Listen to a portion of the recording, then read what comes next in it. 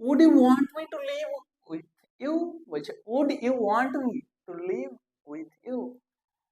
Would, দেখো you want মানে কি তুমি চাও, তো দেখো এখানে উডটা আগে বসেছে আর কোশ্চেন চিহ্ন আছে, হ্যাঁ, জিজ্ঞাসা চিহ্ন রয়েছে।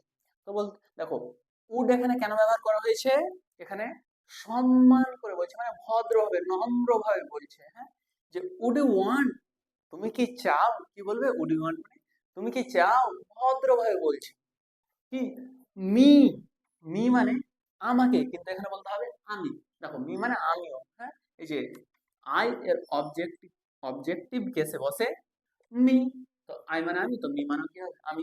তো উড ইউ ওয়ান্ট তুমি কি চাও, মি আমি, টু লিভ, টু লিভ মানে কি থাকি, কি থাকি, উইথ ইউ, উইথ মানে সঙ্গে, আর ইউ মানে তুমি বা তোমার, তো উইথ ইউ তোমার সঙ্গে।